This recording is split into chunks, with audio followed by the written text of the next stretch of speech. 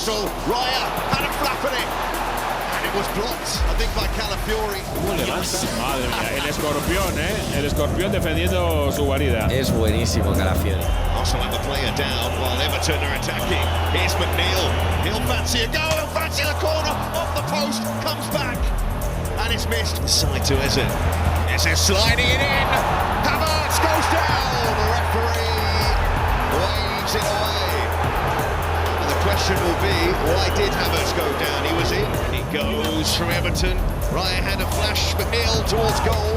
And on the turn, it's kept out by Raya. Beto with the effort. Outstanding save. Saka feeds it into Rice. Oh, what an effort! Eze, but it's wide. Calafiori off for Nkapia. And Arsenal turn to their teenage talent, Martinelli. Nkapia leaves it. Eze goes for the feint. Ships it on. Dowman can't keep it down. So a few worries here for Arsenal.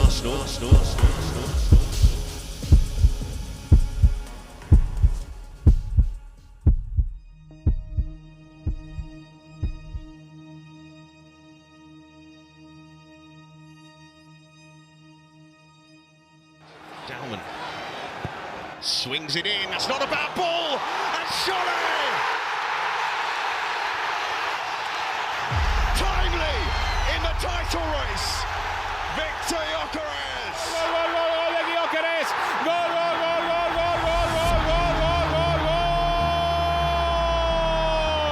Para esto vino Viktor Gyokeres. A corner is all that remains of this football match. First contact made by an Arsenal player, so it will be an Everton corner. Pickford is going to go forward. Jordan Pickford, on his 350th appearance for Everton, is making his way into the penalty area to give it everything. Everton are ready to throw the kitchen sink here. James Garner takes.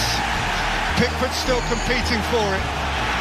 It's taken away here at pace by Dowman, and Dowman is all alone. Corner kick, James Garner to take on the right-hand side. Arsenal leading 1-0 on 5-line. Gyokeres wins the header. La pone, primer palo. Despeja bien el principio ahí de la jugada. El Arsenal quiere seguir Dowman. Ojo a Dowman. Está solo, no hay portero. La va a meter dentro de la portería. Va solo Dowman. Va solo. Gol. Histórico. Max Dowman para el Arsenal. Increíble. This is his kingdom. This is his magic moment. These are Arsenal's points. Teenage kid. C'est bien frappé au premier poteau, Viktor Gyokeres. Et il y a au contre peut-être avec Dowman qui est passé. Dowman qui va lever la tête, qui va dribbler. Dowman est parti. Dowman jusqu'au bout sans doute pour aller marquer le deuxième but des Gunners. Le baby Gunners. Oh Dowman. Max Dowman. And here's Dowman with an open goal. Dowman!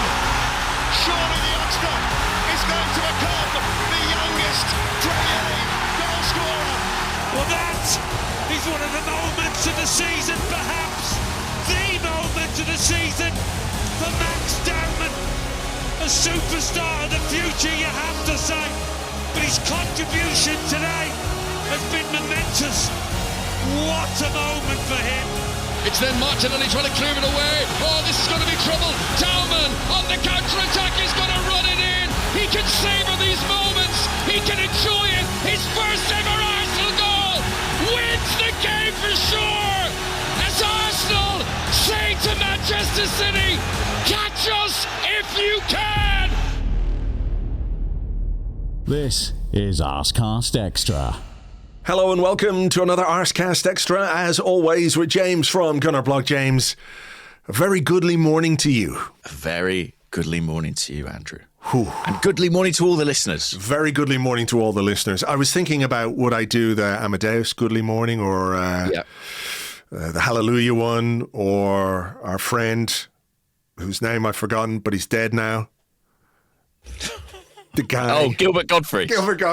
I was thinking about that one. Yeah. And then I said, I'm going to play it a bit later, but I'm sure people will have heard the commentary on the Max Dowman goal from the dude.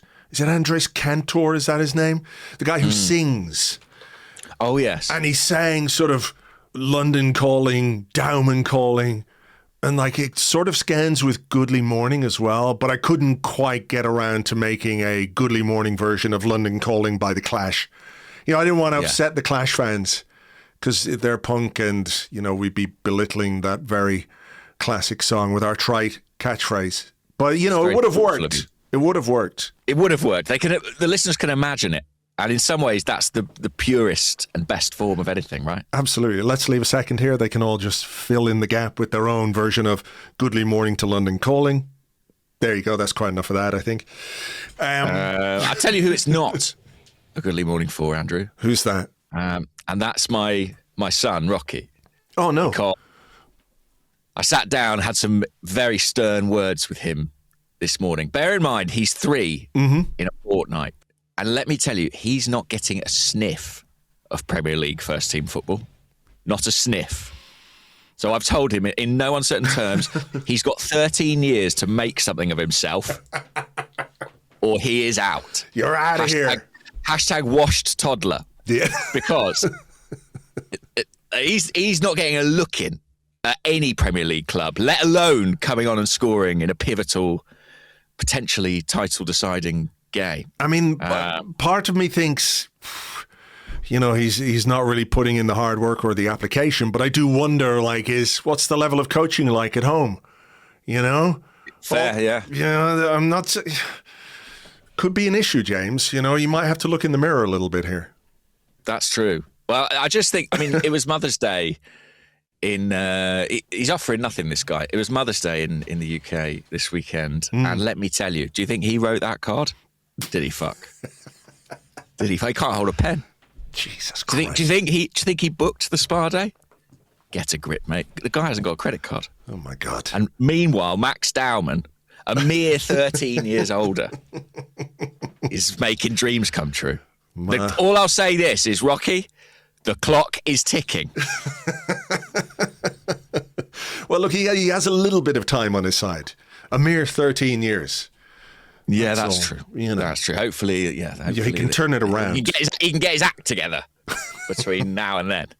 Because Max has set the bar. Max Dowman, my new son, has set the bar. Rocky must change or go.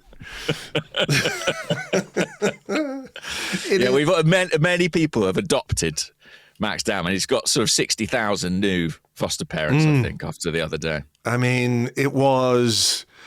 by any measure, just remarkable what happened and how it happened. And I'm really trying to sort of, when I was thinking about what we do in this particular episode, obviously we look back at the game. The way it ended was incredible, and that's why people are going to be excited for this episode. But there's also... you kind of have to look at why it was so incredible. Why did it affect us in the way that it did? And it was because of everything that happened before that, the sort of confluence of events that brought us to that point where, we were in the 88th minute and it could easily have ended 0-0 that game. And I know people don't necessarily want to hear that this morning, but that's also part of why the Gyokeres goal and then the Max Dowman goal hit so hard, as they say. Yeah. It is, like I think I said to you on WhatsApp the other night, any small thing that happened in that game differently would not have led to the outcome that we got. There were incidents in the game from an Everton perspective, from an Arsenal perspective, that had they gone very, very slightly differently, we would not all have experienced that incredible ending to the game and that outpouring of emotion and joy and happiness and, the sense that you've seen something very, very special. And I'm not necessarily one who believes in the fates or the universe or some things are just meant to be. But I couldn't help but think, what happens if, the Dwight McNeil shot hits Iliman Ndiaye and goes in the back of the net rather than just wide of the post? Or what happens if, for example, and this is a crazy one, so bear with me, VAR looks at an obvious foul on Kai Havertz in the penalty area and says, that's a foul and it should be a penalty. If that goes in and Everton go down to 10 men and we score a goal and maybe win that game 2-0, we're all happy, right? We're all delighted with 3 points because that's the aim of the game, right? Is to come away with the points. but this sort of sense that football has this, I don't know whether it's a magical quality or just this ability as a game to bring you to a place you never thought you could go. And certainly in the 88th minute, I did not think in minute 88 I would be feeling in minute 90 plus 7 the way I was. No. I mean, I think it was very timely in that respect, Max Dowman's goal. I mean, in a broader context than just the game, because it comes at a moment when there's a lot of conversation around football and entertainment and finding the fun. And I think this was just a wonderful moment, a kind of transcending moment that everyone has kind of bought into and been lifted by. I mean, I don't think it's purely even Arsenal fans. How can your imagination not be captured by a 16-year-old scoring a vital goal in a Premier League game, becoming the youngest Premier League goal scorer in history in doing so, and it being such a remarkable and spectacular in some ways goal as well. I think it arrives at a moment when people are sort of, football seems to be in a kind of existential crisis. Maybe we as Arsenal fans less so than some, but I think this is a very affirming moment. And as you say, it could only have happened because of the way certain things fell out. You know, there's only certain in-game criteria that would have even allowed Max Dowman to be on the pitch, I think. Yeah. Only certain in-game criteria that would mean that Jordan Pickford was up for a stoppage time corner. You know, that it was all just so almost serendipitous in a way, the way it fell out, that naturally we as Arsenal fans sort of think, well, that just felt like it was meant to happen. Yeah. And listen, we've had a couple of those moments before, in seasons past where a remarkable goal, a late goal, made you feel like something bigger was going to happen, so we've kind of been there before. I don't know if this one feels different. It does a little bit to me, I have to say. It feels just a little bit different because of what happened subsequent to our game, perhaps, and maybe the point in the season that we're at, but maybe we'll come back around to that, because I think it is worth exploring that first half and exploring some of the things that happened in that first half, which led us to the point where we all lost our minds with the two late goals that we scored in this game. I mean, how did you view the way Arsenal played in that first half? Because there was a lot of domination of territory. Everton, as you would expect, sat very deep. I thought there was some nice stuff from Arsenal. But on the balance of play, you'd probably say that they had the better chances in that first period. Well, they certainly came closest, didn't they? I mean, that Dwight McNeil effort that came back off the woodwork. I think it reminded me a little bit of the Brighton game, where I sort of felt first 10, 15 minutes we were decent, and then it felt to me like they came back into it in the second half of the first half. And I mean, I have to say, I was quite impressed by Everton. I know they've got a very good away record, but they struck me as a bit of a Swiss Army knife team who do a little bit of everything. They're very organised, they're very physical, they do have a threat on the break. And I thought it was quite tough going. I mean, I thought it was a difficult game and quite tight. We might have had territorial dominance at times, but I never felt safe, really, in that first half. So yeah, I thought it was a close affair, really. Yeah, I mean, we needed a remarkable piece of defending from Ricardo Calafiori, which, again, if we're talking about the sort of special things that happen in games and you want to put Max Dowman's goal into that category, which it undoubtedly is, I also think you kind of have to look at what Calafiori did there, because you can laugh at it if you want, or you can say that's an amazing piece of agility. I did very much enjoy poorly drawn Arsenal's version of that particular incident. But it's also like, when's the last time you saw that? Or have you seen that before? Or have you ever seen a defender on the ground at the back post have both the presence of mind and the agility to stick his legs up in the air to make a block. And, it's a very good chance. And Dwight McNeil is a decent player. He's got a good left foot, as we saw with that shot that came off the post. It's an incredible piece of defending. It all adds up to the cocktail of what we got later. But that's a key ingredient to all of it, isn't it? It is. And typically, for Riccardo Calafiori, it's entirely untypical piece of defending. I've never seen anything quite like it. David Moyes marvelled at it after the game and sort of said, it shows the degree to which Arsenal are fighting for this. Again, I mean, you say, when have you ever seen anything like that?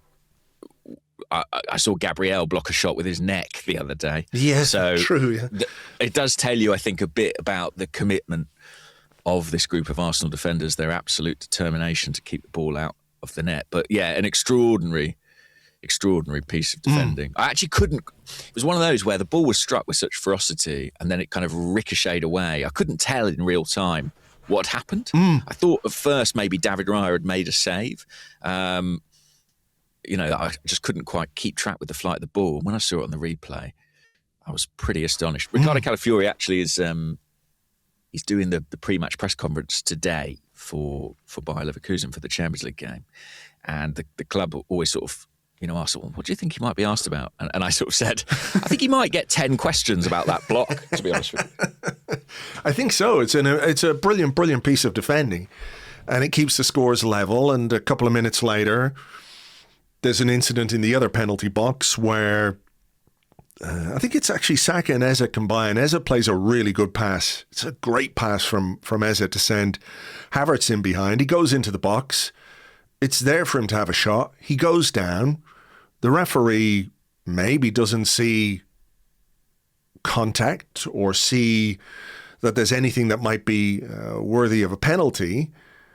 But I cannot for the life of me understand how VAR looked at that and saw or decided that there was no penalty to be given here, or to give the referee a chance to look at it again on the sideline, because it's a clear foul.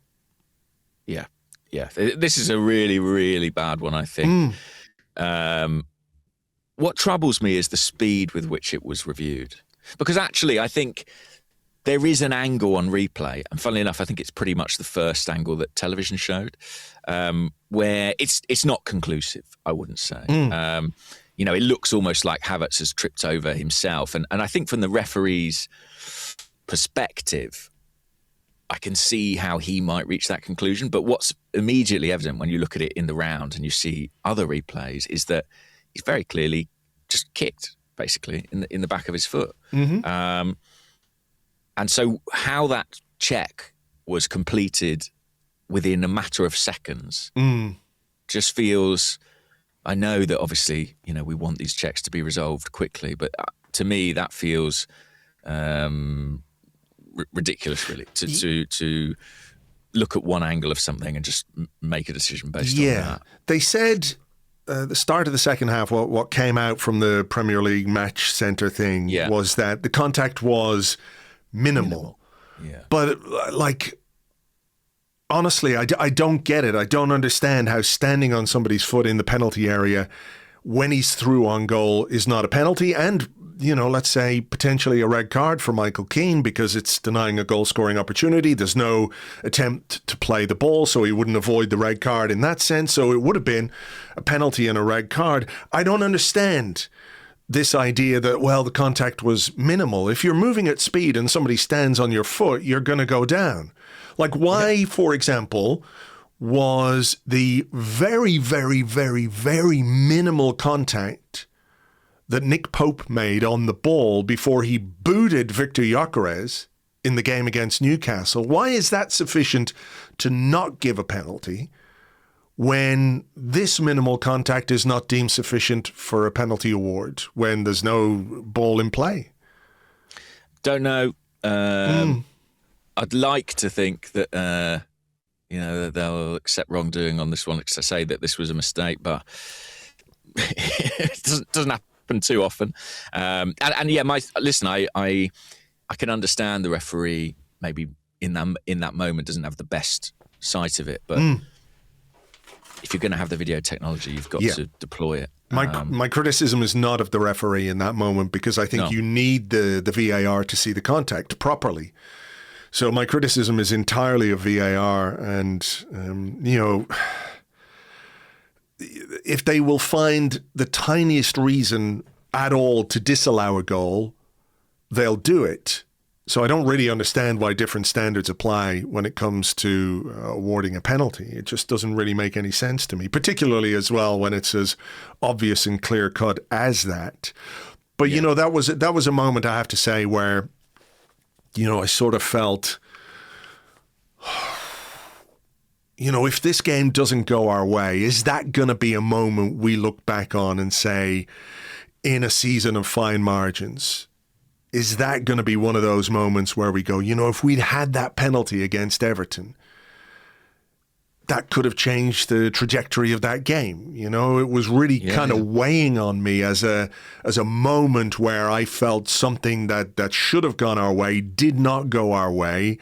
And at this stage of the season, you really feel the weight of those things, because they can be, they could be the difference between 3 points and 1 point or no points, maybe it lends itself to a less emotional, less enjoyable experience in the grand scheme of things if we're playing against 10 men and we sort of run out prosaic 2-0 winners playing against 10 men in a kind of game that has little to offer from an entertainment spectacle. But, I would also take that at this point of the season, Yeah. And I'm glad that, we don't have to do a whole podcast on it. Sure. Because we might have done had we not won.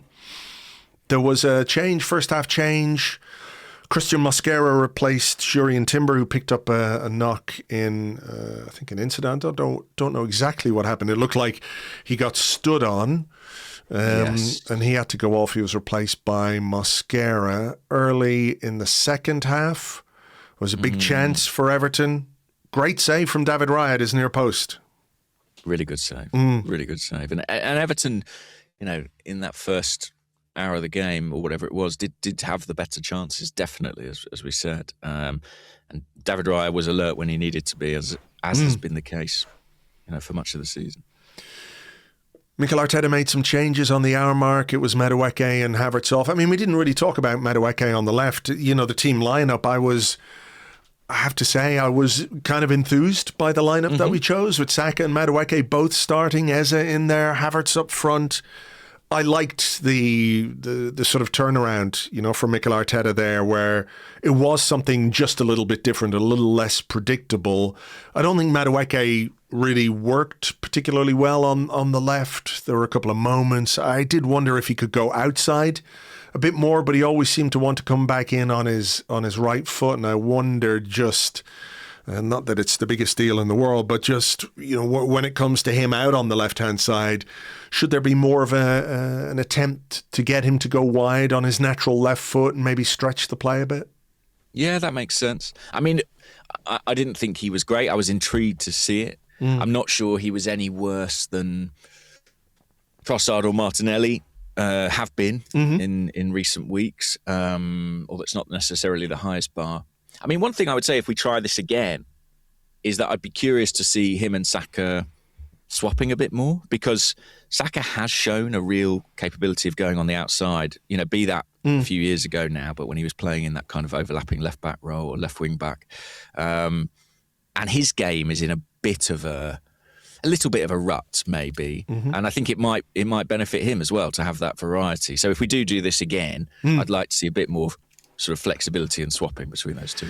So it was Martinelli and Gyokeres who came on. I'm not sure they were necessarily the most impactful substitutions, but certainly when it came to to chances and to shots, Everton's attacking threat sort of dwindled after that. Eze was quite busy. He had that one that he curled just wide. There was one where he forced Pickford into a save. I mean, I think, I'm just going to look at the stats here again. I think Eze had 7 shots in this game. Most from outside the box, weren't they? He had a really nice, was it left-footed shot that just curled past post. First Similar time. Trajectory to Dwight McNeil, actually, but not quite as close. Yeah, when I mean, look, Gyokeres and Martinelli, to give them their due, were both involved in our goals in this game in significant ways. But when I saw them coming on together, I did have a thought of these two players have kind of shown an incompatibility, I think, thus far in the season. So introducing them simultaneously was a slightly odd move, even if I understood the rationale of freshness and directness in attack. I mean, I looked at the stats of these two players, and Martinelli attempted 5 passes with a pass accuracy of 40%, and Gyokeres attempted 6 passes with a pass accuracy of 33%. So there was I get it. I understand the substitutions. I understood why he made them. But I do think, there is something about those two players in particular where they're kind of low touch in a game where you kind of maybe need players who are a bit more high touch, if that makes sense, But those were the options that we had. And listen, I think they both played significant roles in what we did in the final part of this game. But, until that sort of 88th minute where we made the breakthrough, it didn't really feel like they improved us from an attacking sense, right? No, I think that's fair. I also had a real heart-in-mouth moment. The Mosquera flick from a set piece that very nearly... I mean, that again, if you talk about sort of nearly moments, I mean, if that comes off a couple of millimetres off elsewhere on his head, I think it could very well end up in the back of the net. That moment was just before we brought on Piero Hincapié and Max Dowman. So Arteta was clearly making a change, or clearly ready to make a change at 0-0. It could have been 1-0. And that was really, really close. Really close. And this was, I think, by the way, excuse me, the free kick that Everton got there was an absolute joke. It's a complete joke. Like if you're giving a free kick there and you're not giving a penalty for what happened to Havertz, I don't really understand, what sort of consistency there is in the officiating decisions. Like if that's a free kick, the Havertz one is about 6 penalties. That's all I will say there. And it could have been a moment, Mosquera flicked it just wide. But that was the moment then that Mikel Arteta decided, okay, Calafiori, he's coming off for Hincapié. But the big decision at 0-0 in a game that Arsenal needed to win, had to win, was between Max Dowman and Gabriel Jesus. I think there's something quite interesting about this as well. We're obviously very enthused by Max, and we'll talk about his contribution and how brilliant it was. But he also had a decision before the game as well, right? Where Christian Norgard was left out, so Max Dowman could be included.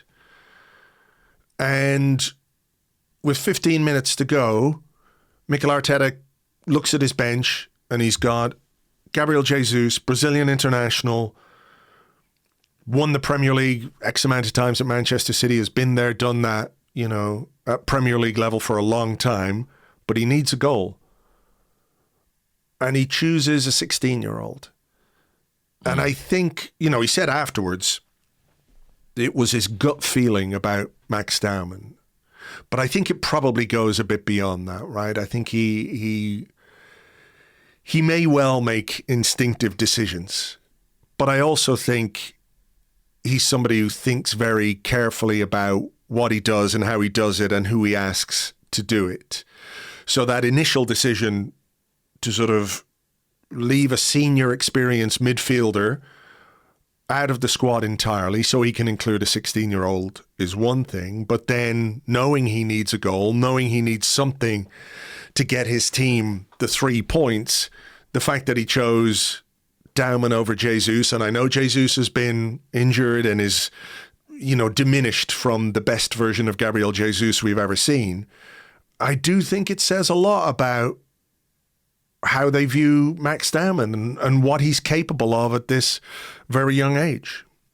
Yeah, I think potentially how they view both players, to be honest. But yes, it is quite extraordinary. And I mean, to give us some credit, we had this conversation last week, didn't we, about how much he might feature. And I think we both said we felt, he wouldn't hesitate. Mikel wouldn't hesitate to use Max. I'm not sure either of us anticipated this sort of immediacy of impact and probably quite how much Max might feature over what remains of the season. But it was a huge call. Anfield was a big call to bring him on there ahead of Ethan and Trossard. Mm-hmm. But that was at a stage of the season where it's all a bit loosey-goosey in terms of the table and what it means and the context around the game. Nothing is ever a free hit, but, there's not as much pressure in August, September as there is in mid-March. Right? Yes, in the midst agree. of the title race. It's a totally different context. And to trust Max in that situation, well, I think it's partly the sort of fearlessness of youth, isn't it? I think it's about Max's talent, but I think it's also about his personality. But it's a huge endorsement from a manager and one that absolutely paid off as we discovered.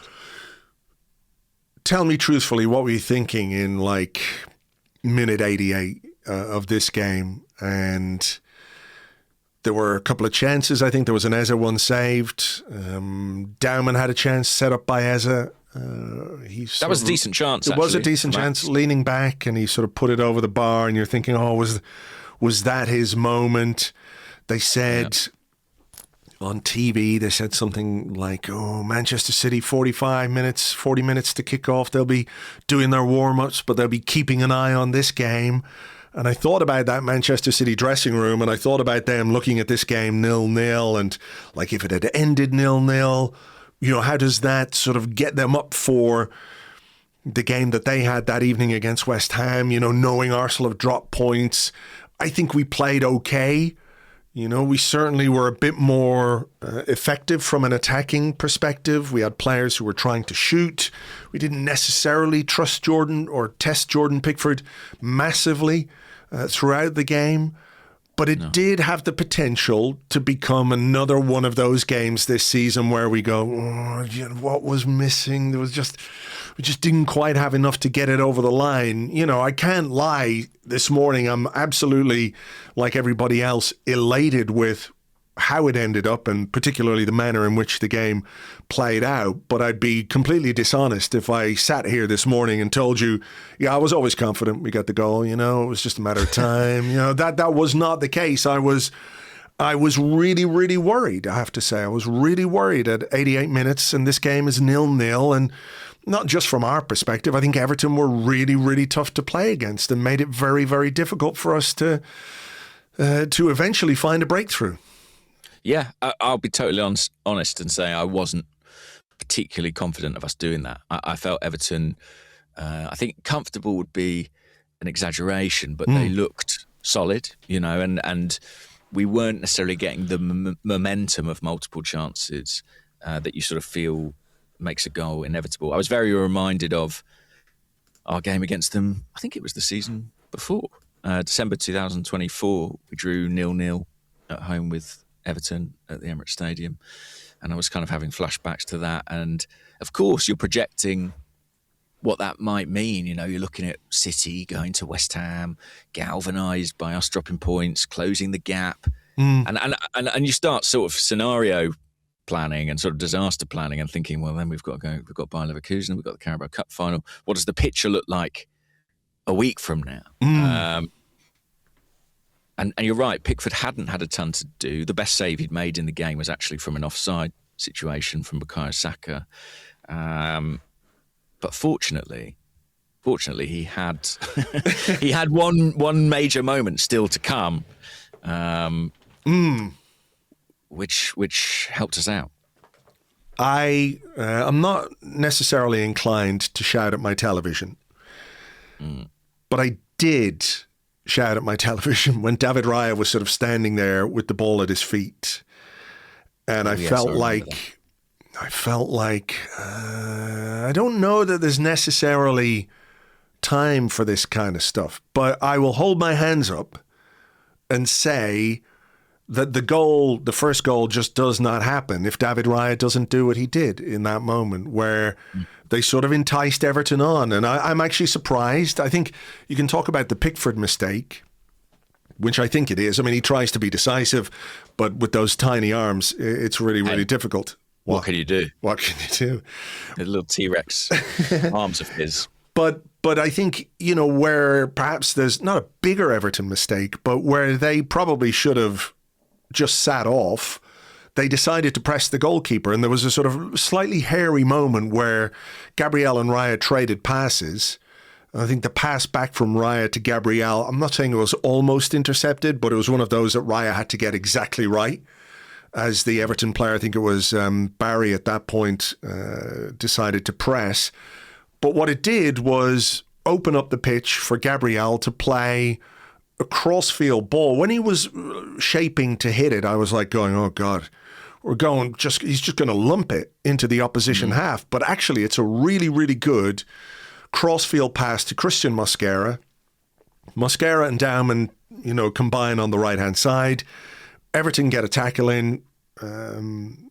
We have a throw, and Everton kind of switch off for half a second, which allows Dowman the time to put in the cross, which Pickford comes for, gets the tiniest little talon on.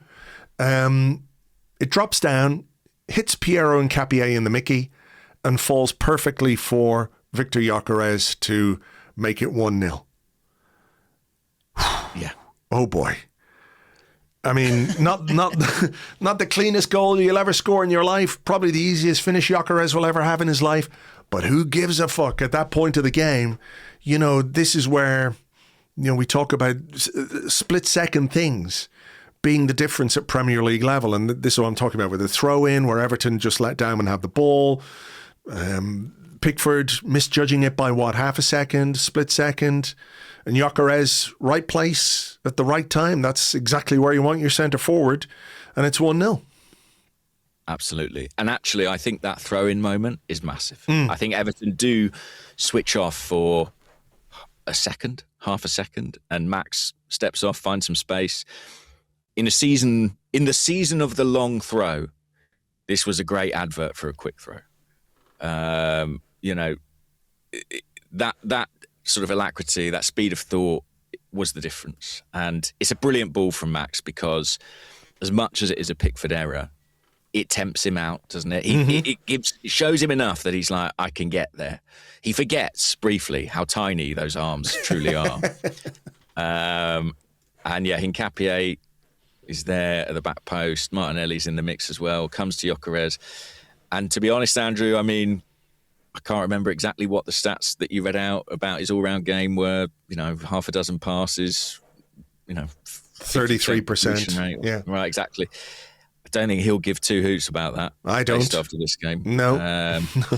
You know, he did what he is there to do. Puts the ball in the back of the net. I really enjoy, by the way. Yes, I know what you're going to say here. Do you know what I'm going to say? Is it Nkapie? No, I thought it was. I thought you were going to talk about the way Max Dowman just arrived on his back and tried to throttle the life out of him as he celebrated the goal. That was good. If a bit alarming. What I love is Pierre Nkapie. He's got a kind of slight mad dog spirit to him, as discussed. He looks like a sort of salty pirate or something, doesn't he? Yeah. Well, I don't know if you noticed, but when this ball goes in, and at one end, sort of one corner of the goal, Max Dowman is trying to decapitate Viktor Gyokeres with like a flying clothesline and then a stranglehold. Pierre Nkapie runs to completely the opposite corner in celebration. So like he gets on the end of the cross, the ball goes in, and he's turned and he's gone. I'm looking at him. I'm looking at him. He's having his own celebration. I guess with the subs. Maybe so, yeah. But yeah, he's his own man. Yeah, I can see him over there with the subs, actually, yeah. yeah, it's good. But yeah, listen, I think a huge moment. And listen, naturally, it's somewhat overshadowed, I think, by Max's goal. But we don't get Max's goal without this. This is the winner. You know, this is the winner. And it's another winner in a big game. Gyokeres scored both he was worth 6 points against Everton, wasn't he? Because he scored the penalty. That's right. That's right. Yeah, I mean, listen, very handy. Perhaps one of the accusations that you make about Arsenal is that we don't have men in those positions often enough, And if you look, it's pure he's just there in the middle, anticipating, reading it, puts it in the back of the net. Like, it's not a difficult finish, but, you've got to be there. And he was, and listen, fair play to him. And like you say, I think this is the winning goal. Given the time it came, 89 minutes, it's a huge moment and a huge goal. And then it also led to what came next, which was unbelievable and extraordinary and incredible, and we'll get into it. But there was 6 minutes of injury time, which I think Arsenal pretty much controlled until we didn't. and then there was I think a long throw, and Capier maybe actually made a good tackle. It went out for the throw, and is it Gabriel? I can't remember exactly who the two Arsenal players were. As Jake O'Brien threw that ball in, it's Gabriel and somebody else. Maybe it's Saliba. I'm not sure. But they go for the ball. It goes behind for a corner. Mm-hmm. I mean, if we talk about thinking about how this game might play out when we haven't scored a goal, I also had some dark thoughts, it's fair to say. Well, and understandable, you think of the Wolves games where we conceded late on. There have been some hairy moments, so I can understand those fears for sure. It was Gabriel and Capier, actually. Right.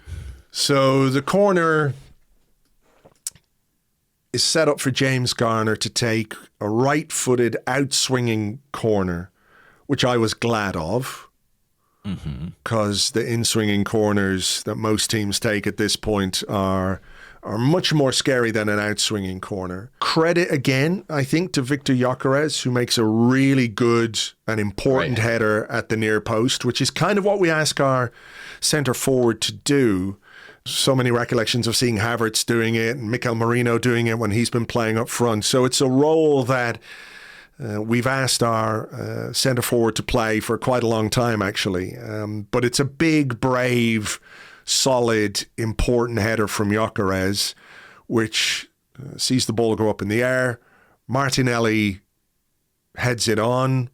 And from there, we get something, I think, very, very special from Max Dowman. Let me just play this because I did threaten it earlier. So this is how it went down on that. I think it's Argentinian or South American commentary. Centro de Garner, el despeje, viene Pickford, salvaba Martinelli, Dowman le hizo bien, lo paran al pibe, tiene que ser gol si pasa, gol del pibe, gol de Dowman, patea nene, gol, gol.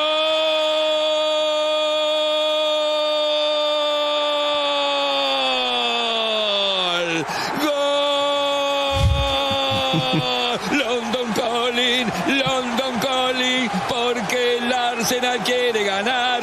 Gol de Dowman, este gol es para ganar. London Calling, Dowman Calling. I love it. Absolutely love it.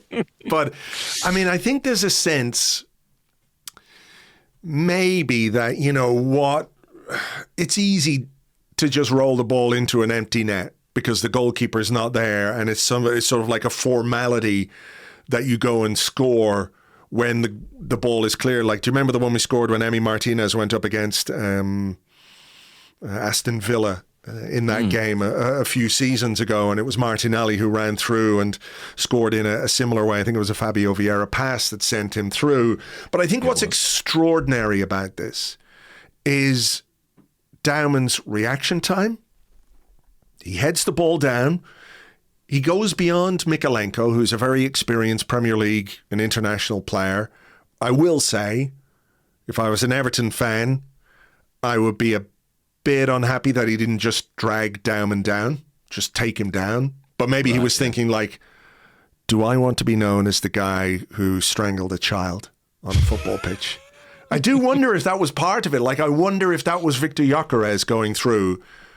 Would Mykolenko have just jumped on his back or pulled his shirt off? I think there might be something to that. But credit to Dowman, for showing the strength and the speed to get past him. Then to sidestep Dewsbury Hall, who sort of lies on his back because he goes, oh, fuck, he knows exactly what's happened.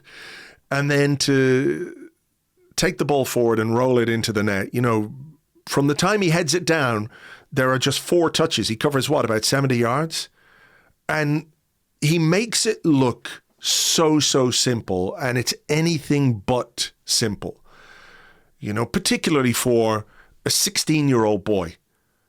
It's just it's amazingly composed and elegant and skillful and quick and decisive, and it's no wonder people lost their minds at it, because I think above and beyond the fact that it's scored by a 16-year-old, it's just such a brilliantly clinical piece of play from Dowman to expose Everton as they pushed forward. Pickford is nowhere, but he still has to beat 2 men and then keep his cool and go through. Amazing. Yeah, it's a fantastic goal, and I think you're right. I think the empty net might lead some people to imagine it's straightforward, but it's absolutely not. We don't see this. I mean, goalkeepers coming up for corners, it happens. Any game that has a goal advantage, when you get to the last kick of stoppage time, if there's a set piece, chances are keeper's coming up. You do not see that exploited in this fashion very often. I think the speed with which he moves, the acceleration to get beyond Mykolenko is incredible. The control, it's the speed and the control really in tandem. And if you watch the way he goes past Dewsbury Hall, he kind of shifts the ball over to carry it on his right foot. And that sort of 2-footed dribbling is pretty rare, actually. You don't see that all the time. Santi Cazorla-esque in terms of how he shifts the ball between his feet. Yeah, he looks so comfortable doing it. And yeah, it's an amazing moment. We're very blessed, obviously. There've been loads of replays and fan footage and all sorts. But my favourite, a few people asked us, what is our favourite? What's your favourite? Go on. Favourite replay. I like the one from I guess it's from the clock end, where you get this incredible visual of Dowman sort of carrying the ball the length of the pitch, but then heading towards a goal where he can look up and see all the fans in the North Bank knowing he's about to score.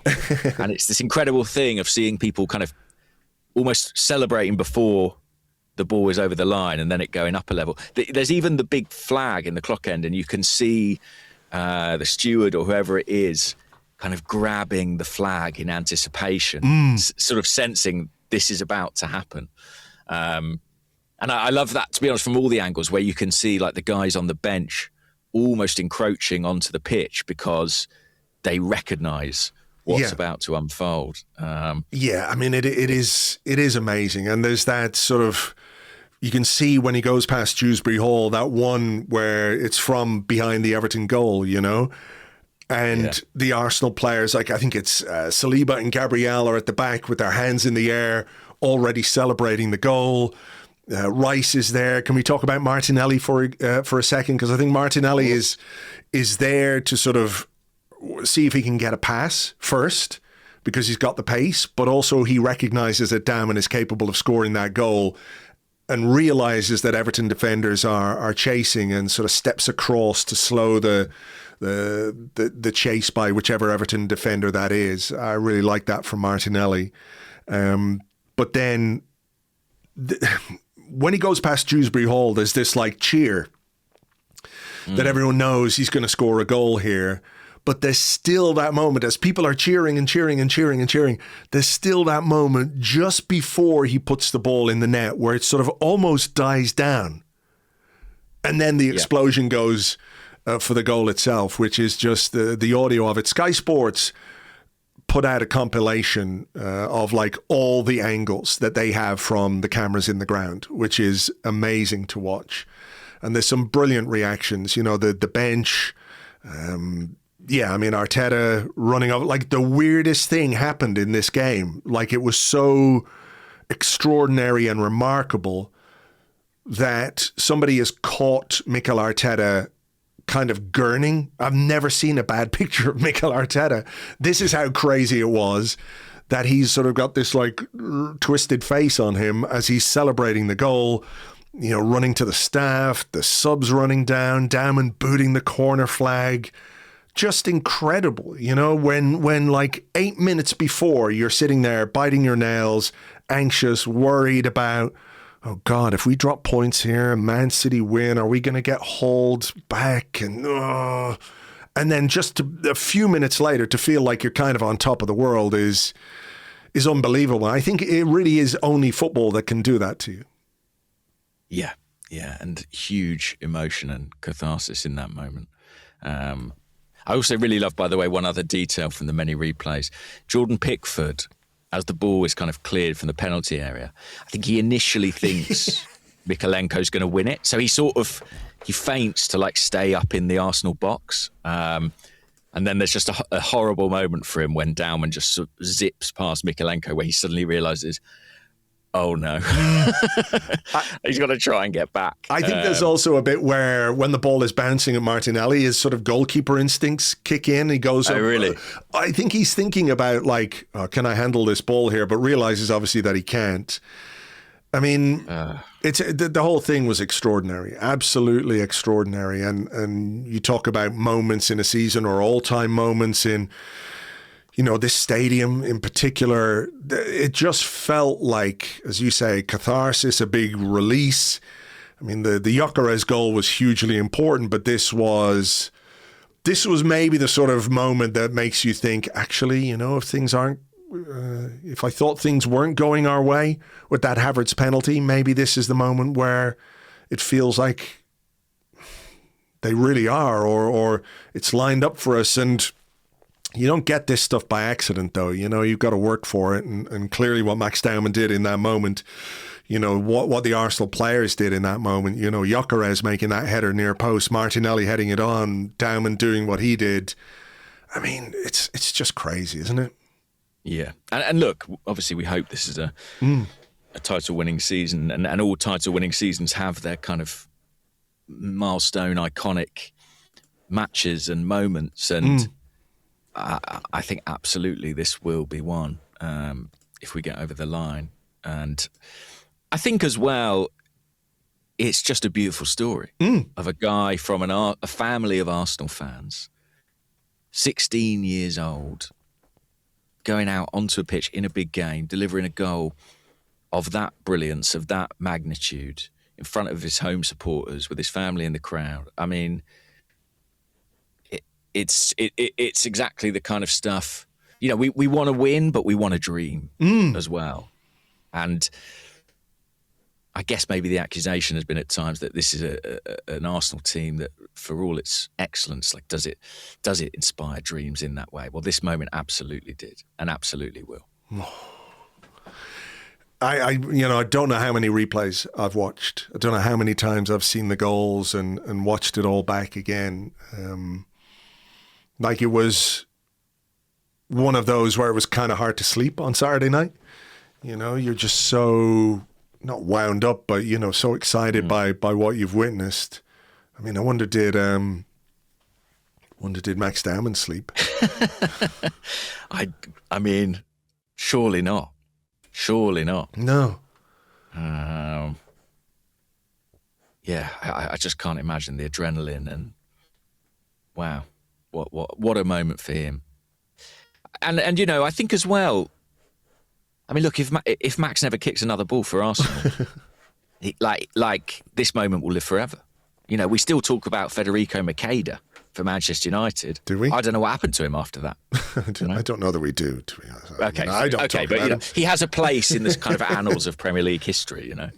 And I think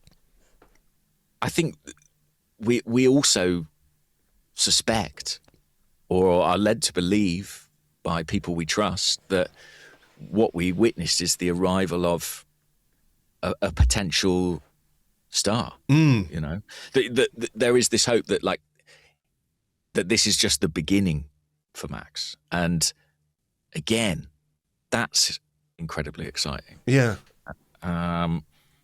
So yeah, I mean, just an extraordinary moment, and I think everyone who was in that stadium, who I've spoken to since, has spoken about the kind of recognition of that and the feeling of privilege that they were there to witness it. They witnessed something very, very special. No doubt about it. No doubt about it. And like we said, you know, you can't have that special moment without all the other stuff that came before it. You know, it's all ingredients in that particular. It's crazy how not just football, but life can be like that. You know, it can seem so scripted. Yeah.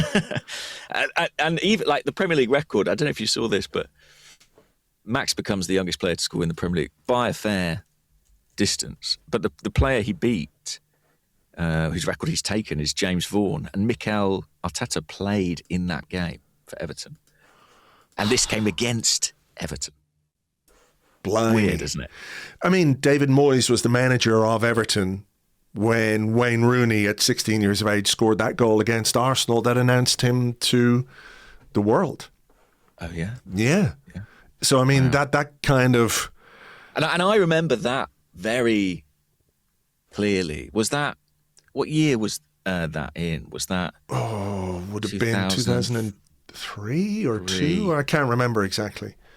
I mean, Wayne Rooney has never looked 16 in his life. I mean, he looked about 43 when he was 16. But I remember that goal. I remember how it felt, you know, very, very well. I did send a text to Rog from Men in Blazers, who's a big Everton fan. And I said, I think we just witnessed some long overdue revenge for the 16-year-old Wayne Rooney goal. And he gave out to me, said, can you not just enjoy? You don't have to stick the knife in like that. But, no, you know, it's true. Yeah. You know, it is... 2002 that was, yeah. Right, there you go.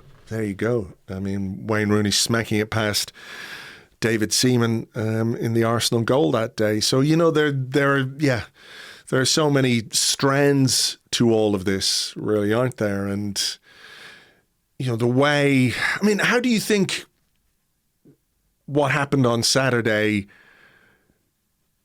is something Mikel Arteta can use? Because, you know, for us, obviously, as fans, it ripples a bit longer, but he has to try and harness that emotion. And you could see, you know, you look at the way Raya reacted and Gabriel reacted and all the players, you know, Ben White, who didn't get on the pitch, you know, delighted running down the sideline. Gabriel Jesus, the same.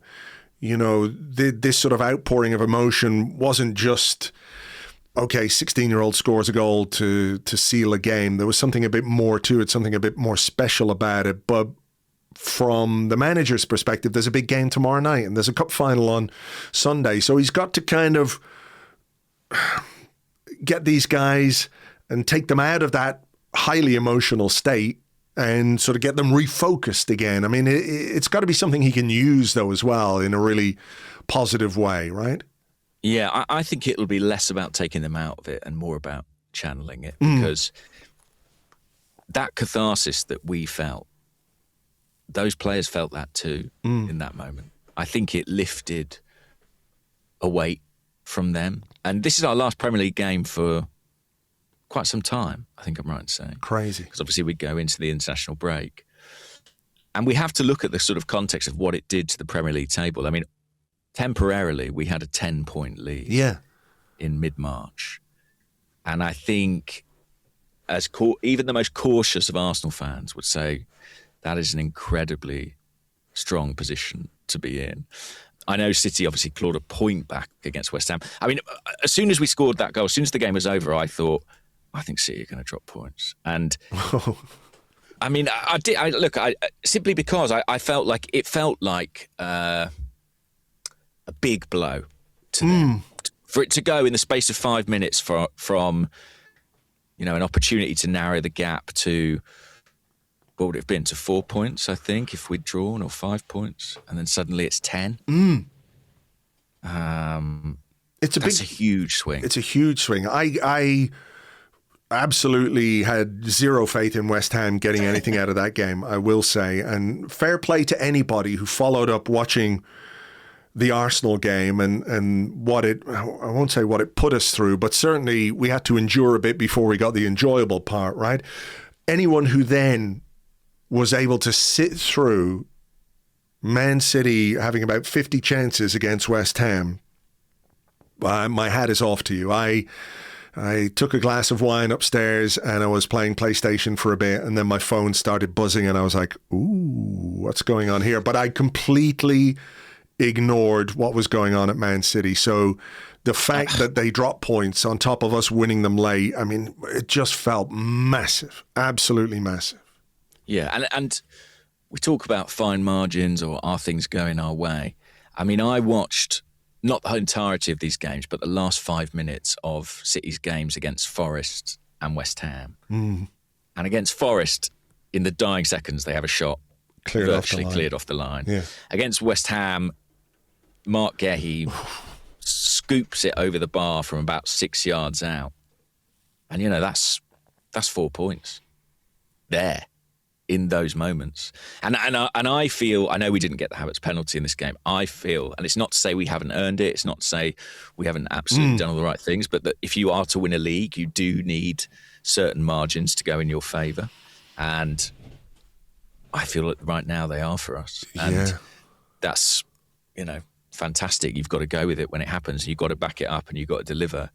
And I think we are doing that. And as you said, we're making it happen, to borrow Mikel's phrase. And also, Andrew, I think we may owe an honorary medal to a former gunner in Konstantinos Mavropanos, who not only scores the equaliser, but also takes a leaf out of Gabriel's book and blocks one with his face. That is an extraordinary photograph if people haven't seen it. He takes an Erling Haaland shot, like right in the mush.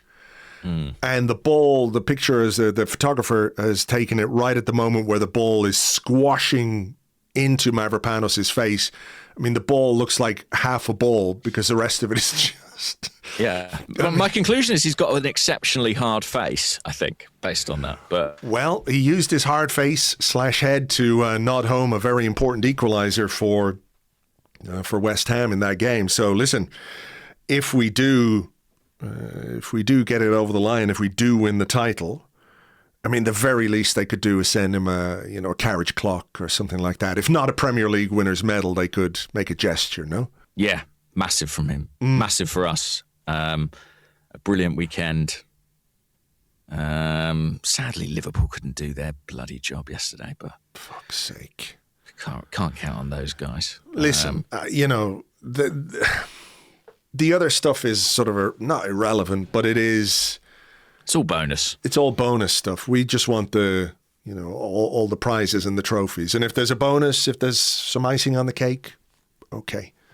I'm not going to get too stressed out about it. We've got enough to stress about, enough to worry about with our own stuff rather than sort of bemoaning what Liverpool do or don't do against the worst Tottenham side anyone has ever seen. Absolutely. Yeah. Okay, I think we should take a break, right? We've got some questions about other bits and pieces, which we will attend to when we take a short break, and we'll be right back. I'd have fucked this up, haven't I? I don't normally say it like this. I don't know how to do it now. We're going to be back after the break. After this.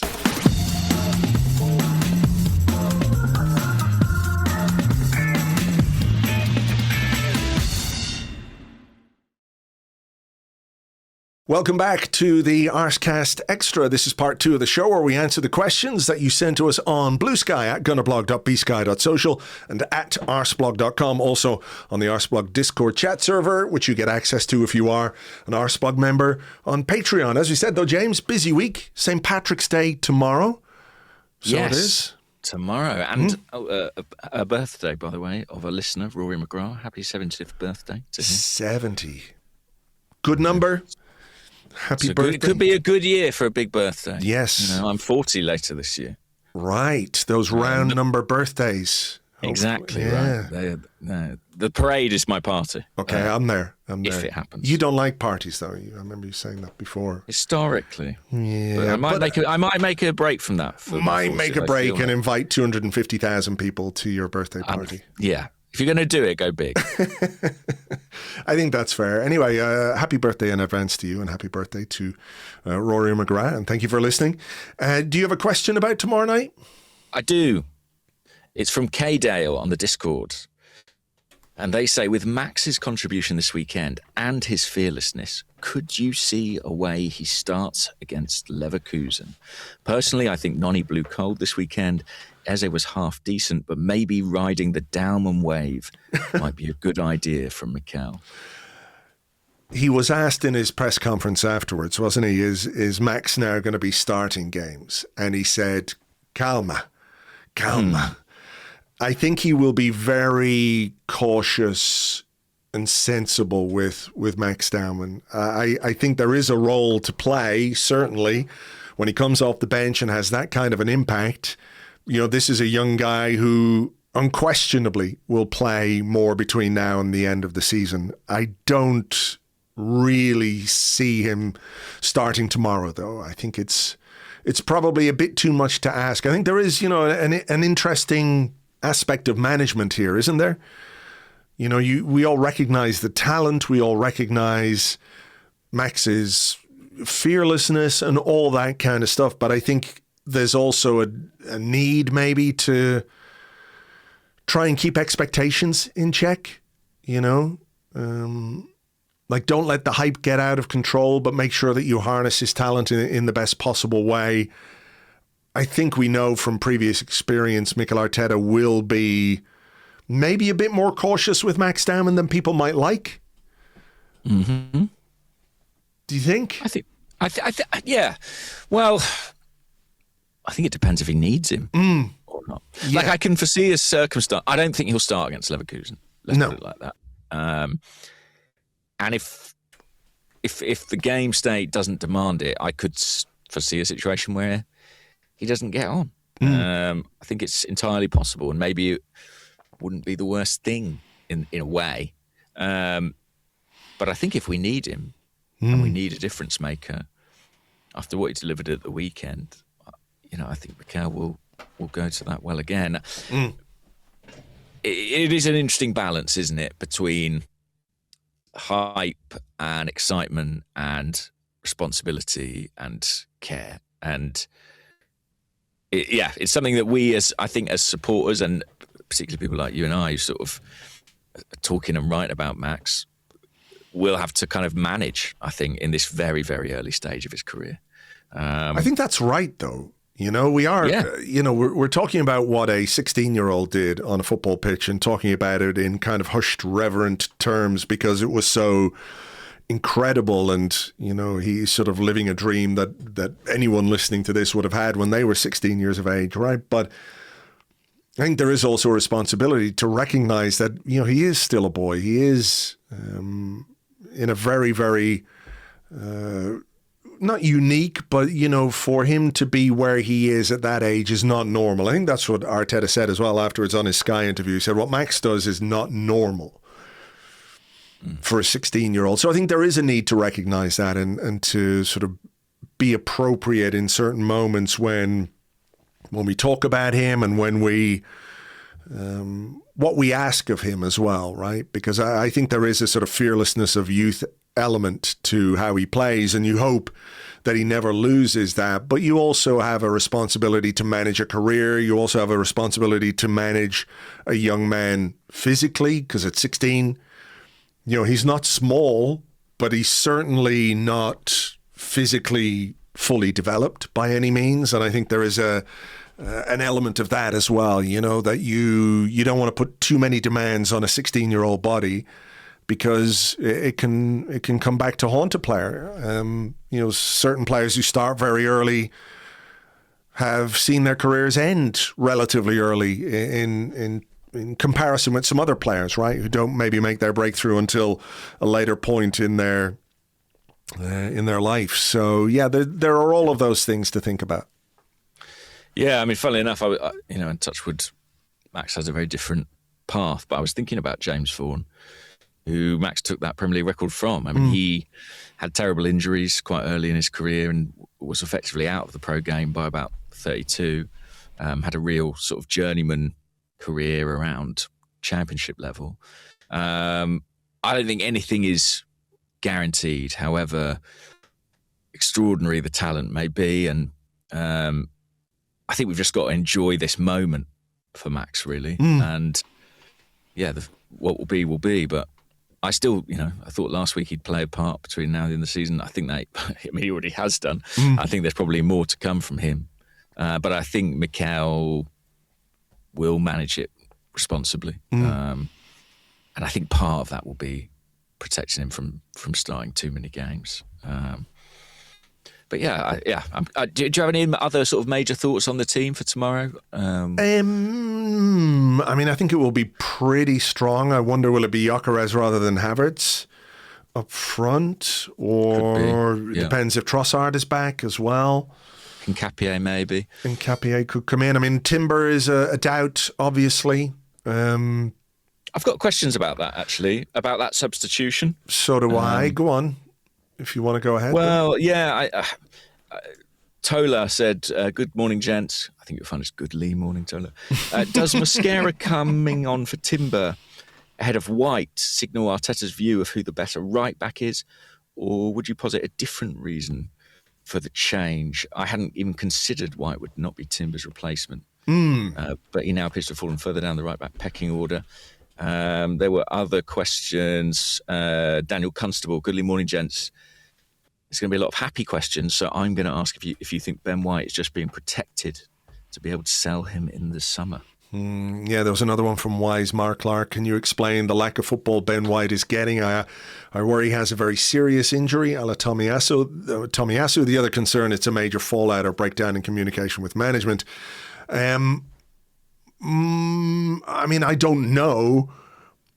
I was a bit surprised not to see Ben White when Timber went off, I have to say, because when Timber... I think everyone was. Yeah, when Timber picked up that injury, they showed Ben White warming up on the sideline.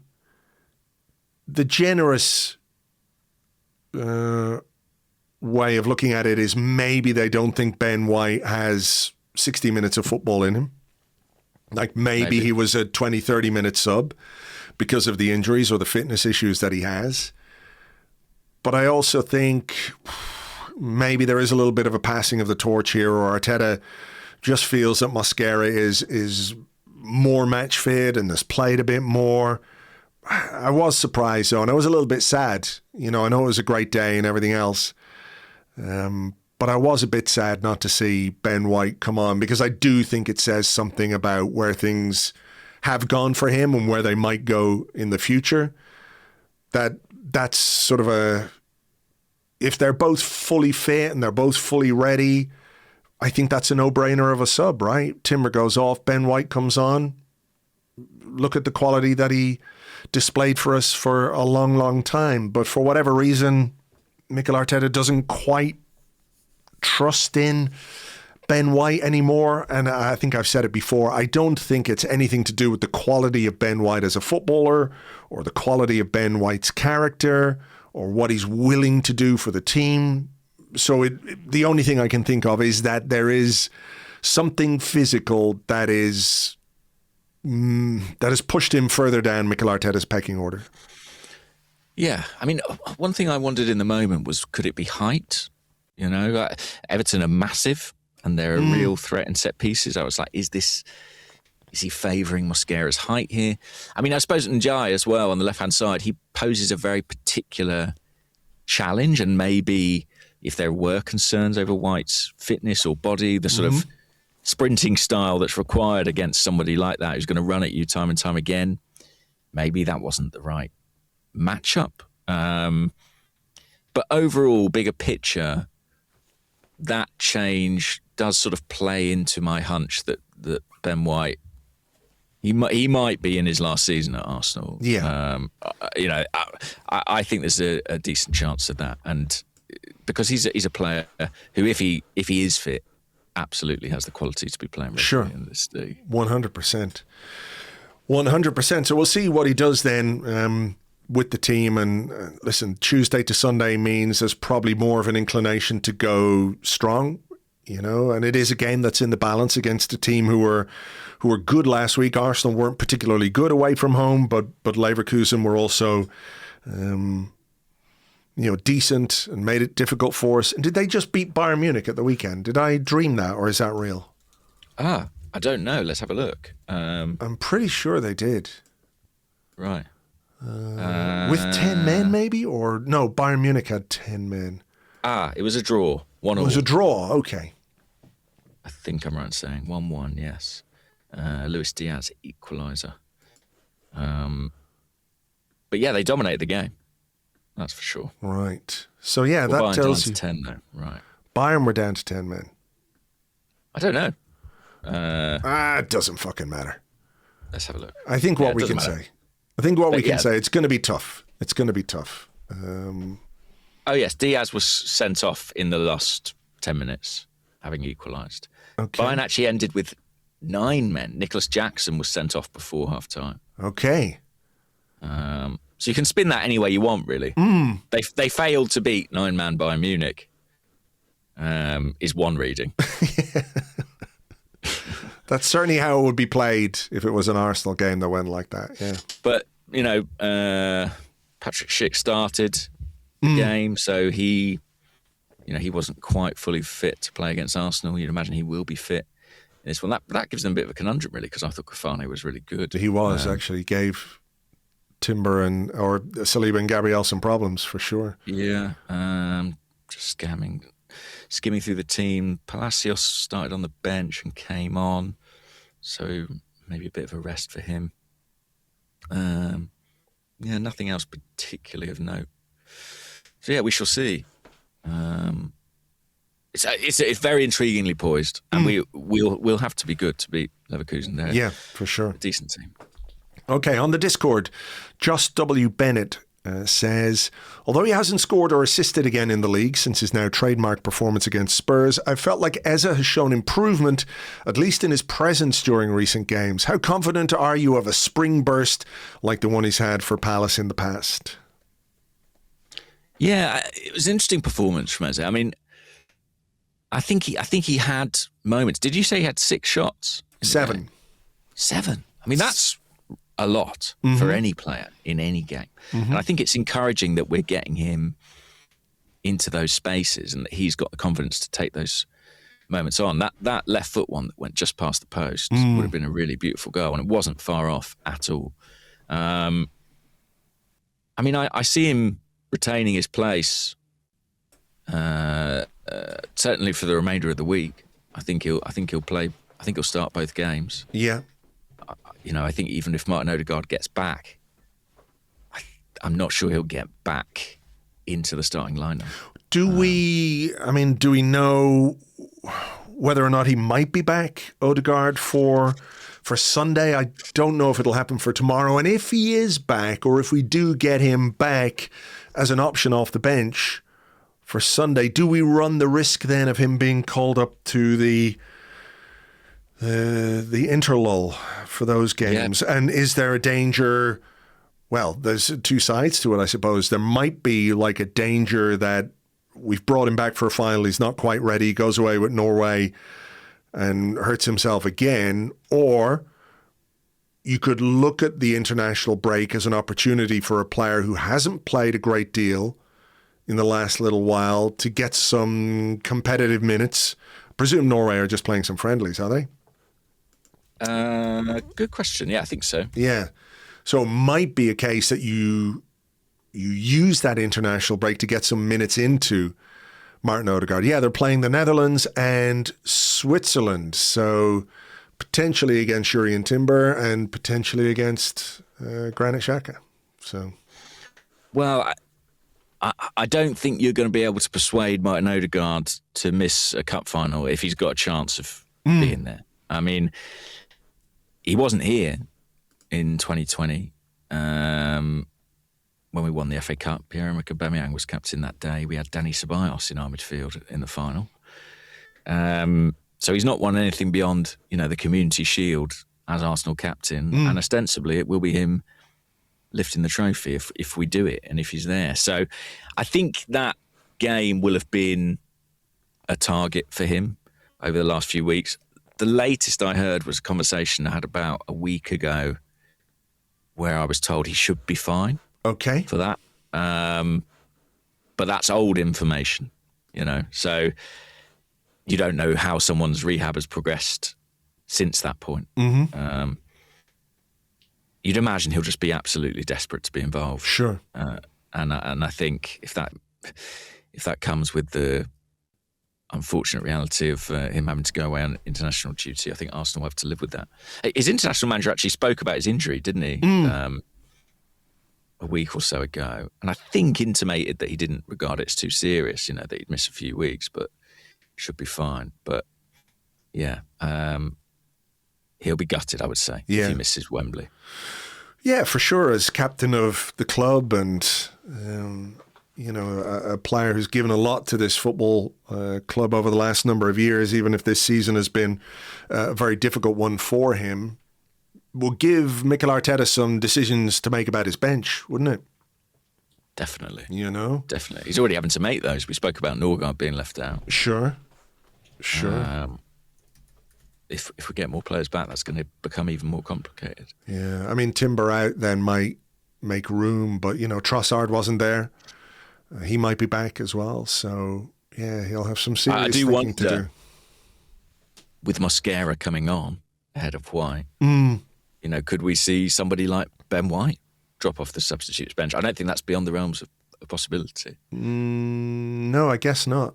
If you want to load your bench with attacking talent, a defender's going to have to make way. And Mosquera, I guess, is that kind of versatile defender as well who can play at centre half. You could say Ben White, is nominally somebody who could play at right back and at centre half as well, although he hasn't really played at centre half much since he moved out to right back. So yeah, maybe so. I think players where there's a bit of duplication, like Hincapié and Lewis Skelly, for example, were both on the bench against Everton. It wouldn't blow my mind. I think Lewis Skelly missed out on the Leeds game, didn't he, a few weeks ago? I could see that happening again between now and the end of the season. Okay. Is it your question or my question? It's probably mine. It is, yeah, because I asked it as a question. We had some Bukayo Saka questions. Queen Guna said, I'm still on a high from the game, but I am worried about Saka. I think his confidence is shot. Many times he had a clear sight of goal, but elected to pass. His touch was off too. Max did the things he normally does. Is this a blip or something more? I mean, he hasn't been brilliant this season. I also don't think he's been as bad as people have said. Certainly he wasn't good last week against Leverkusen at all. It was maybe the worst I've seen him play. But you're looking for Saka and you're looking for end product, right? And it's not really there at this moment in time, which is a little bit of a worry. All right.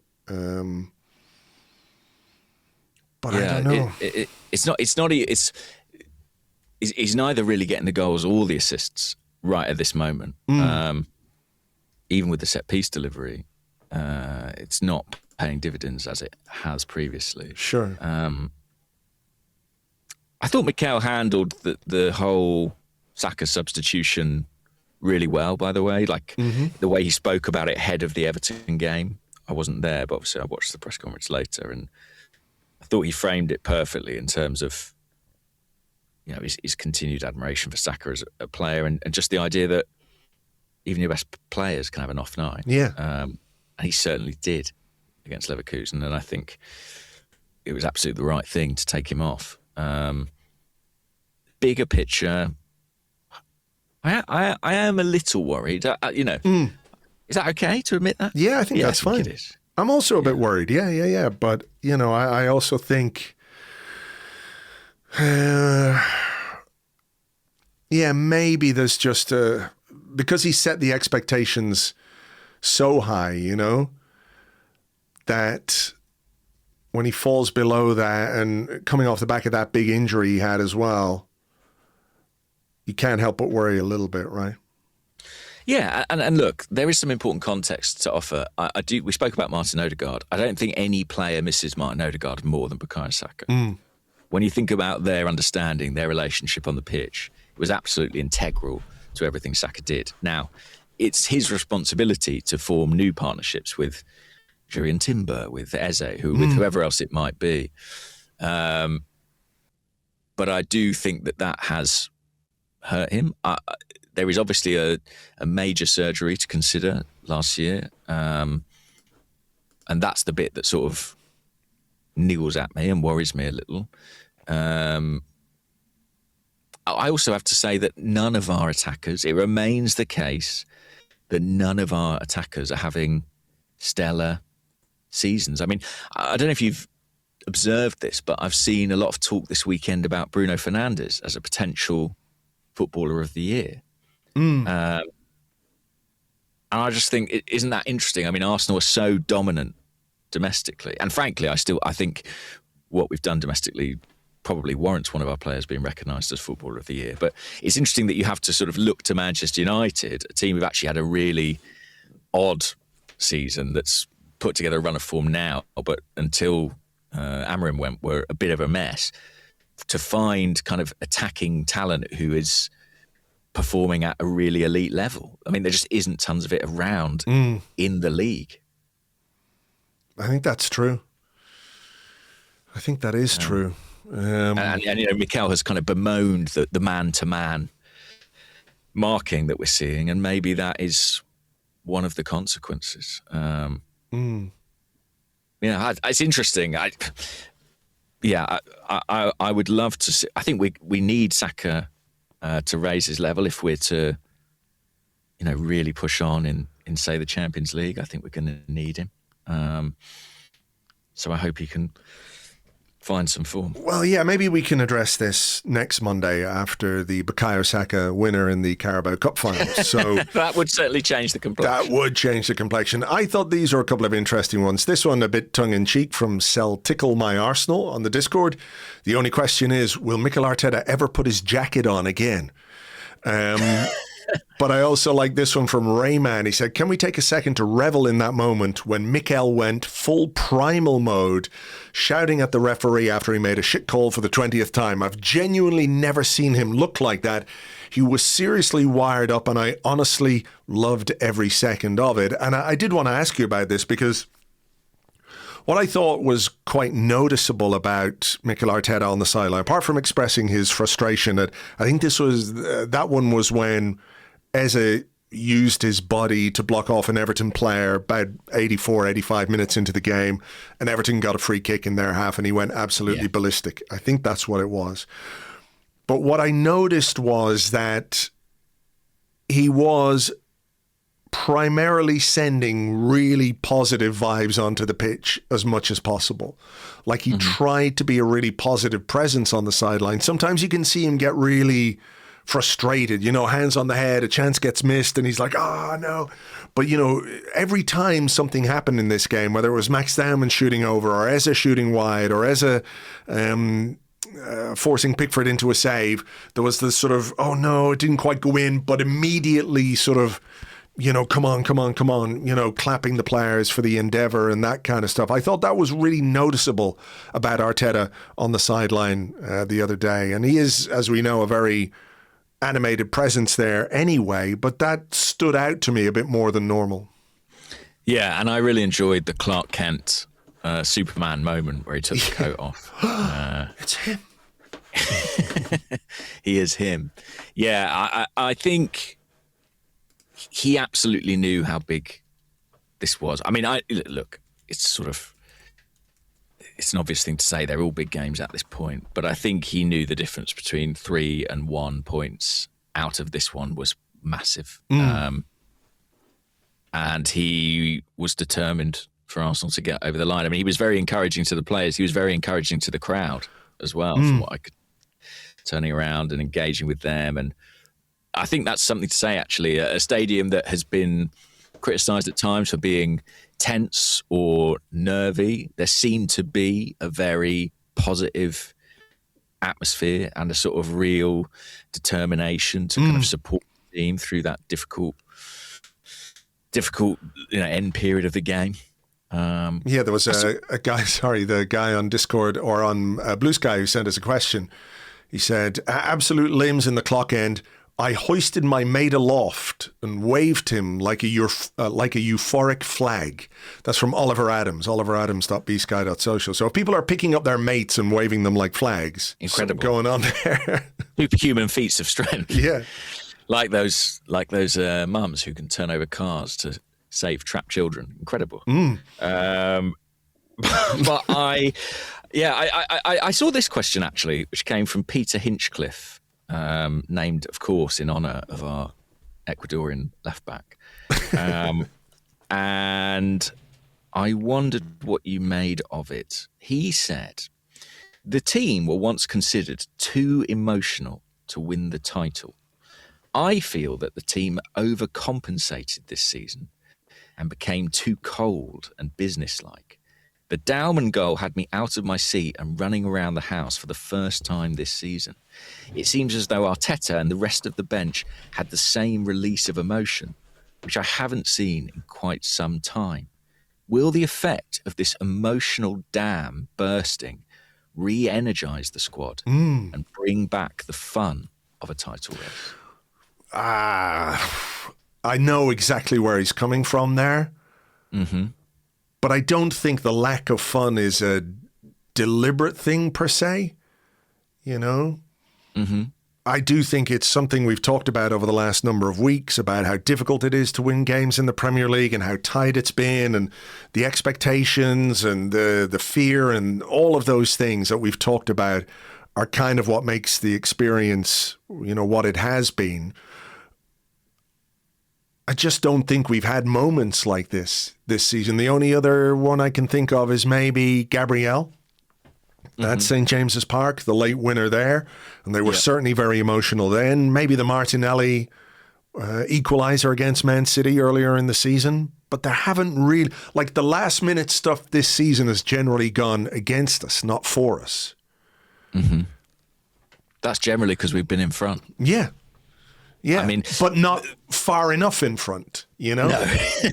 Yeah. I mean, I think what you've got to remember, I think it's a really interesting observation about the emotional dam bursting somewhat. I think there is truth in that we have been consciously or unconsciously, as a group of players, as a group of supporters, quite professional in our conduct until this point, you know, quite diligent, quite focused, quite unwilling to fall into the traps we've fallen into previously about believing too much or hoping too much or foreshadowing. You know, this is the first season you and I haven't attempted to try and predict the running. Yeah. You know what I mean? And I think that's kind of telling in its own way, that we've not wanted to second guess anything. But I also think there is a kind of football reality here, which is that these moments kind of are born of adversity. And I think the way in which the team has performed has largely protected us from this level of drama. Yeah, I mean, think about the Reece Nelson one.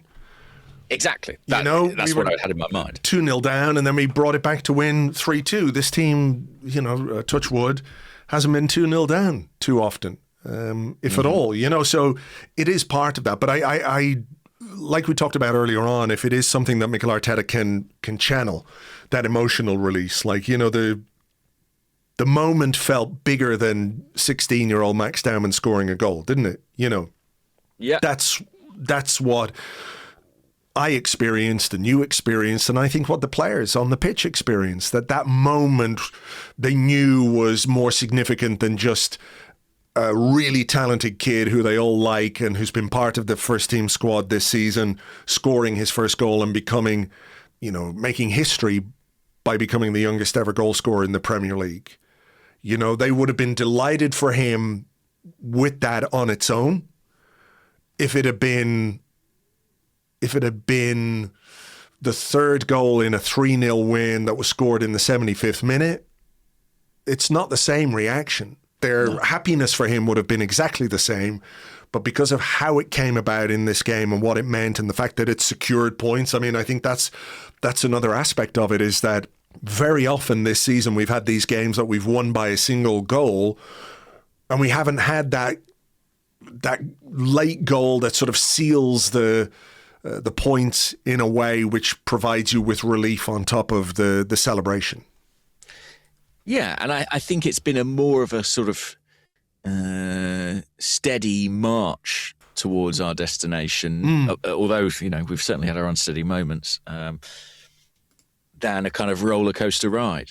And actually, I think that's probably a credit to the players in terms of the sort of professionalism they've showed and the way in which they've matured and been able to manage those moments. But I am curious, kind of narratively really, but I'm curious to see how this moment of catharsis, how this emotional dam breaking might influence performance moving forward. And I'm even more intrigued in the longer term to sort of see what changes if or when this team does win something. Yeah. You know, what does that do to them as a group? Does that alleviate the pressure in some way? Does that liberate them? Absolutely. It has to be like a huge burden off their shoulders. It has to be. There's no, whether it has like a marked effect on how we play and how we do things, I don't know. But I think for them personally, it's got to be a sense of relief, you know, because you've come second 3 times in a row. Like, that's got to be an itch that you're desperate to scratch from a footballing perspective, you know? Yeah. But yeah, let's get it done and let's get it over the line. Let's do a couple of quick ones to finish us off here. I enjoyed this one, apart from the guy waving his mate around like a flag, unless that guy is like really flat and thin. Yeah. I was going to say, maybe that wasn't a flag I thought I saw. Yeah. Just a very wide, thin man. Yes, swung around by his feet in the clock end. Anyway, Ian Wright 8 says, after the match on Saturday, after falling 2 rows ahead of myself in the melee following Gyokeres' goal, I've got badly bruised shins and almost certainly a sprained wrist. What's your best football watching related injury? Oh, you should have you should be going like, oh God, which one now? I know, right? I've got my top 10 here. That is a good question. I'll tell you what springs to mind. It's at Wembley in the Euros, 2021 Euros, when England beat Denmark. Was that a semi-final or? Don't ask me about I think England it may have games. been a semi-final. I was in the front row of the upper tier, and when England scored or won, I forget the details, the people in the row behind kind of like piled into the back of me. And I remember my knees and my shins got sort of thrust against the concrete wall directly in front of me. And I was pretty badly bruised after that, actually. So, yeah, that's the one that springs to mind. It's not actually an Arsenal-related one. Sure. But that's okay. It was football. Have you ever done yourself a mischief? Not Andrew? really. I remember going, it was actually a game against Everton many years ago. And it was a 0-0 game. Everton made it tough for us.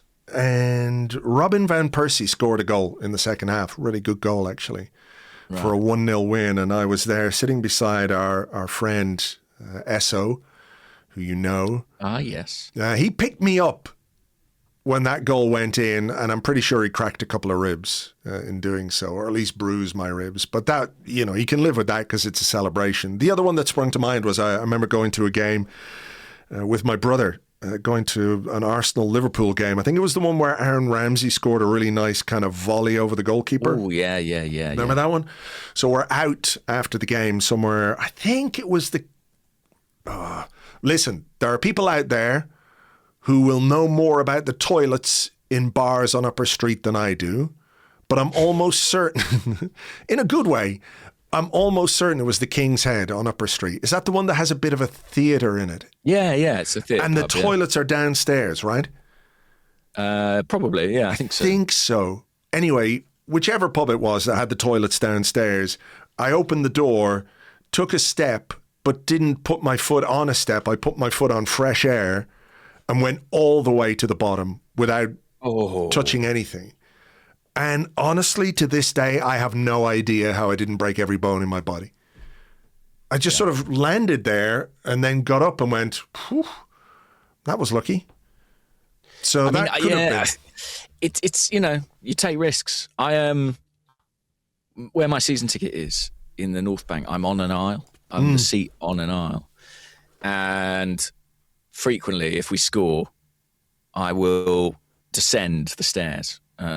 Contravening much of the safety advice in the stadium, but that is risky to run the steps in the wake of a goal when pretty much everyone on an aisle has had the same thought. You quite often see people after those celebrations staggering back up the stairs, clutching smashed mobile phones. But so far I've been okay. So let's see if I survive. I'm in the crowd tomorrow night, so let's see if I survive the Champions League round of 16. Final one, seeing as we're talking about a 16-year-old, ArsenalAustin.bsky.social says, what was the coolest thing you did when you were 16?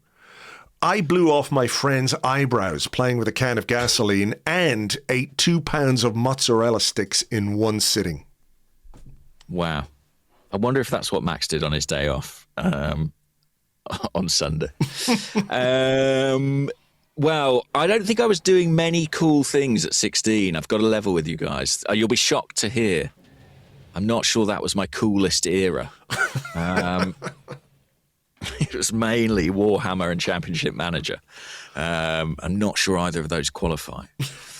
What about you? I mean, listen, it was so long ago, it's very hard to remember. I do remember that when I was 16, I got my first job working in pirate radio in Dublin, and it was the radio station was up the mountains because you only needed a very small transmitter to be able to broadcast all the way across Dublin City. And every day I would cycle and do a show on this radio station and cycle back home. But you had to cycle up the mountain to get there. But obviously coming back home was great because, well, you're going downhill and you could whiz downhill. The issue was that the brakes on my bike were not very good. I'm sure you did the same and many people did the same. Shoe brakes, right? Mm-hmm. You'd use your shoes and put your foot on the ground to stop when you could have just gone to the bike shop and said, could you fix the brakes on this? But, you're 16. Sure. And I remember whizzing down one day and I don't quite remember what happened, but the car ahead stopped suddenly and I sort of whizzed to one side of the car and then whizzed back in front like I was in the fucking Matrix or something as another car was coming straight towards me. I'm not sure it was necessarily cool, but I didn't die and I probably should have. So I think that is quite cool, no? That is actually. You escaped death. I escaped certain death because I whizzed out without looking because I'm a 16-year-old idiot and the other car was coming and it's one of those where, I don't know, I just sort of turned the handlebars and, yeah, lucky. I actually feel a bit sick thinking about that now. I hadn't thought about that in years. Boy, wow. Well, there you go. Yeah. I don't advise anyone to do that. Get your brakes checked on your bike, kids. The perils of being 16. That's it. That's it. Don't let Max Dowman get on a bike, for God's sake. I don't think he'll be allowed. Who was the Chelsea? Was it Carlo Cudicini? Yes. Who had a motorbike and he got injured. Yeah, and it was in his contract that he wasn't allowed to ride a motorbike and he got injured riding a motorbike. Am I? Oh dear. But could well have been Chelsea goalkeeper. I don't remember the motorbike specifically, but sounds plausible. Sounds plausible indeed. Anyway, 16 was a long, long time ago, and fair play to Max Dowman for doing what I would have loved to have done when I was 16. But of course, drinking cans of beer in the field with your mates isn't really the best preparation for a professional footballing career. Don't think. No. I'm sure someone's making that point to Max. Yeah, I'm sure they are. Whatever you do, don't do that. Just keep doing what you're doing. All right, listen, I think we better go and get this out to everybody, and hopefully, everybody will have enjoyed this episode and enjoyed reliving what was a very, very special day at Arsenal on Saturday. A 2-0 win over Everton. We'll talk a bit more about what else happened in the Premier League this weekend over on Patreon later this afternoon. We'll have an episode of The 30 for you, looking back at all the weekend's Premier League action. For now, though, folks, take it easy. Go watch more replays, and we will catch you on the next one. Bye-bye.